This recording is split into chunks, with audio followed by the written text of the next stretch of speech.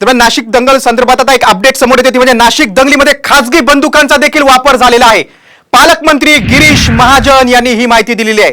सखोल चौकशीचे आदेश आपण पोलिसांना दिल्याचं देखील भाजपचे मंत्री गिरीश महाजन यांनी सांगितलेलं आहे। बडीदारका परिसरात 2 गटांची दगडफेक होती, मात्र या दगडफेकीमध्ये किंवा या सगळ्या प्रकारामध्ये खासगी बंदुकींचाही वापर झाल्याची माहिती खुद्द मंत्री गिरीश महाजन यांनी दिली। खासगी बंदुकीचा वापर झाला पण जखमीचं वगैरे कोणीच नाहीये, त्यामुळे असं म्हणता येत नाही। पण तरी सुद्धा त्या संदर्भामध्ये असं म्हटलं जातं आणि म्हणून त्या संदर्भामध्ये चौकशी करावी, सखोल चौकशी सगळ्या विषयाची करावी, अशा सूचना आम्ही प्रशासनाला, पोलीस अधिकाऱ्यांना त्या ठिकाणी दिलेल्या आहेत। दरम्यान नाशिक दंगल संदर्भात आता एक अपडेट समोर येते ती म्हणजे नाशिक दंगलीमध्ये खासगी बंदुकांचा देखील वापर झालेला आहे। पालकमंत्री गिरीश महाजन यांनी ही माहिती दिलेली आहे। सखोल चौकशीचे आदेश आपण पोलिसांना दिल्याचं देखील भाजपचे मंत्री गिरीश महाजन यांनी सांगितलेलं आहे। बडीदारका परिसरात 2 गटांची दगडफेक होती, मात्र या दगडफेकीमध्ये किंवा या सगळ्या प्रकारामध्ये खासगी बंदुकींचाही वापर झाल्याची माहिती खुद्द मंत्री गिरीश महाजन यांनी दिली।